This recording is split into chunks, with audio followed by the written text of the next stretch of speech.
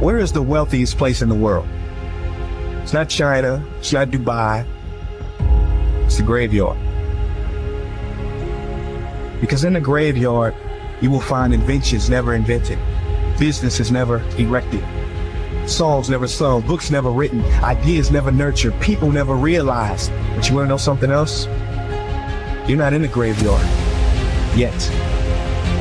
We get one life, and every passing moment, we will never get back again. The problem is, you think you have time. Stop wasting your life. How many hours a day you waste, or how many hours a week you waste. And the classic answer is something like 4 to 6 hours a day. You know, inefficient studying, watching things on YouTube that not only do you not want to watch, that you don't even care about, that make you feel horrible about watching after you're done. That's probably 4 hours right there. You know, you think, well, that's 25 hours a week. It's 100 hours a month. That's 2.5 full work weeks. It's half a year of work weeks per year. And if your time is worth $20 an hour, which is a radical underestimate, it's probably more like 50 if you think about it in terms of deferred wages. If you're wasting 20 hours a week, you're wasting $50,000 a year. And you are doing that right now. And it's because you're young, wasting $50,000 a year is a way bigger catastrophe than it would be for me to waste it, because I'm not going to last nearly as long. And so if your life isn't everything it could be, you could ask yourself, well, what would happen if you just stopped wasting the opportunities that are in front of you? You got to be very intentional and deliberate. The stuff that you're dreaming about, the stuff that you want to happen, it's not going to happen by osmosis. It's like, you got to get up and you got to go after it. And what the devil wants you to do, what the enemy wants you to do, is get distracted and focus on stuff you shouldn't be focusing on. He wants you to stay in bed. What he would love to do is for you to waste these next 2 or 3 weeks. People spend time waiting for when the time is going to be right. They're waiting for the pieces to fall into place. They're waiting for the planets to align. They're waiting for everything to be all set. It's not going to happen. You want to know when the time is right? The time is right now. All you have to do to kill procrastination is just start. More active and commendable still is the person who is waiting for the daylight and intercepts the first rays of the sun. Shame on him who lies in bed dozing when the sun is high in the sky, whose waking hours commence in the middle of the day. You have to dedicate every breath, every ounce of energy, and every thought and effort that you possibly have in your heart to becoming what it is you want to be. Because nothing great comes from a position of comfort. Everything worthwhile, everything that is great comes from being in a position of uncomfortable. Nothing worthwhile is easy to get. Everything's going to make you uncomfortable. Get used to it.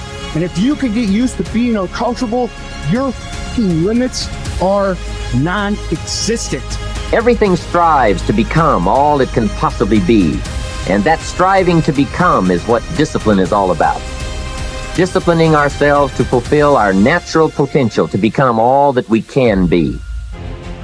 And finally, discipline attracts opportunity. Opportunity is always looking for ambition and skill in action. Discipline taps the unlimited power of commitment.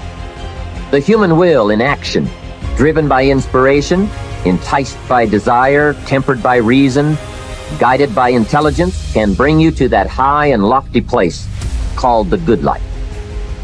Discipline, those unique steps of intelligent thought and activity that put a lid on temper and a faucet on courtesy, that develop positive and control negative, that encourage success and deter failure, that design lifestyle and control frustration, that enhance health and curb sickness, that promote happiness and manage sadness. Discipline, the start and the continuing process that brings all good things.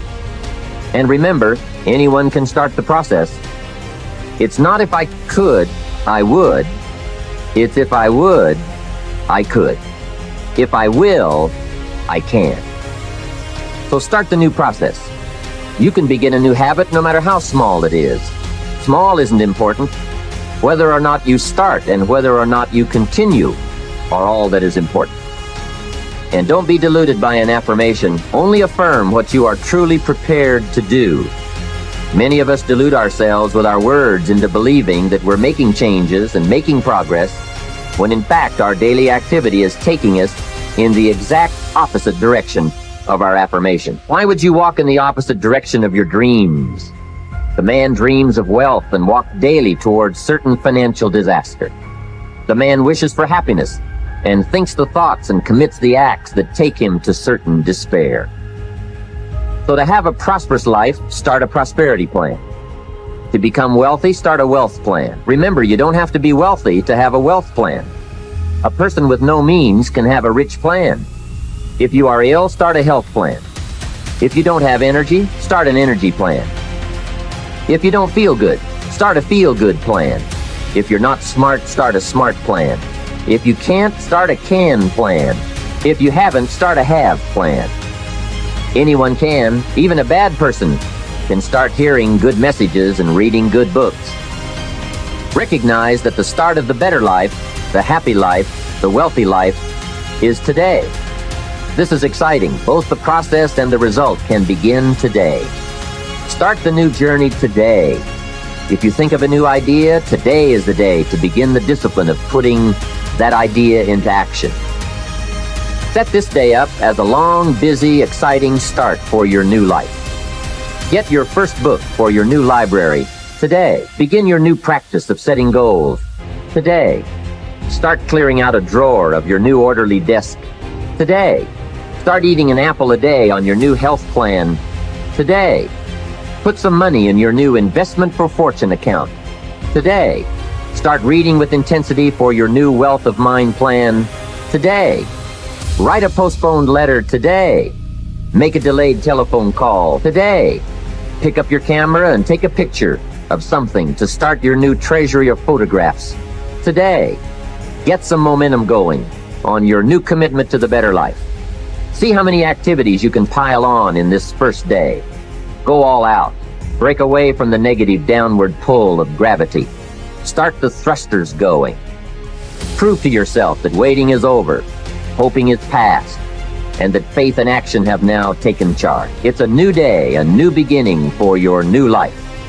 With discipline, you can't believe the list of positive moves you can make in the first day of your new beginning. What have you got to lose? Only the despair and fear and guilt of the past.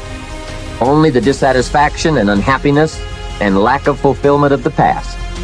Only the frustration and low self-esteem of the past. Don't let yourself forget how many doctors have died, furrowing their brows over how many deathbeds, how many astrologers after pompous forecasts about others' ends, how many philosophers after endless disquisitions on death and immortality, how many warriors after inflicting thousands of casualties themselves, how many tyrants after abusing the power of life and death atrociously, as if they were themselves immortal. How many whole cities have met their end?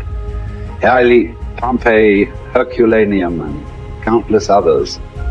And all the ones you know yourself, one after another. One who laid out another for burial and was buried himself, and then the man who buried him, all in the same short space of time. In short, know this. Human lives are brief and trivial. Yesterday, a blob of semen. Tomorrow, embalming fluid, ash. To pass through this brief life as nature demands. To give it up without complaint. Like an olive that ripens and falls. Praising its mother, thanking the tree it grew on. If you do the task before you, always adhering to strict reason with zeal and energy, and yet with humanity, disregarding all lesser ends and keeping the divinity within you pure and upright, as though you were even now faced with its recall. If you hold steadily to this, staying for nothing and shrinking from nothing, only seeking in each passing action a conformity with nature, and in each word and utterance a fearless truthfulness, then the good life shall be yours. And from this course no man has the power to hold you back. Soon you'll be ashes or bones, a mere name at most, and even that is just a sound, an echo. The things we want in life are empty, stale and trivial, dogs snarling at each other, quarreling children, laughing and then bursting into tears a moment later. Trust shame, justice, truth, gone from the earth and only found in heaven. Why are you still here? Sensory objects are shifting and unstable.